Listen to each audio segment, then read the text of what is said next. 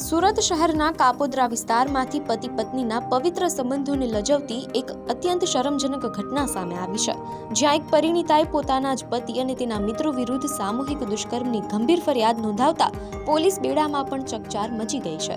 મહિલાએ પોલીસને આપેલી ફરિયાદ મુજબ આ ઘટના મે 2025માં બની હતી. પીડિતાના ઘરે તેનો પતિ અને તેના 3 મિત્રો દારૂ પીધેલી હાલતમાં આવ્યા હતા.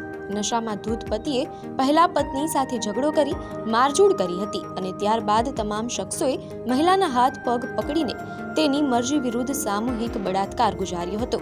ઘટનાના લાંબા સમય બાદ મહિલાએ હિંમત ભેગી કરી કાપોદ્રા પોલીસ સ્ટેશનમાં ન્યાયની ગુહાર લગાવી છે. પોલીસે આ મામલે ત્વરિત કાર્યવાહી કરતા 4 પૈકી 3 આરોપીઓની ધરપકડ કરી લીધી છે. પકડાયેલા શખ્સોમાં મહિલાનો પતિ પણ સામેલ છે. હાલમાં કાપોદ્રા પોલીસે મેડિકલ તપાસ સહિતની કાયદેસરની પ્રક્રિયા હાથ ધરી છે. આ મામલે અન્ય એક ફરાર આરોપીને પકડવા માટે અલગ અલગ ટીમો બનાવી તપાસનો ધમધમાટ તેજ કરવામાં આવ્યો છે.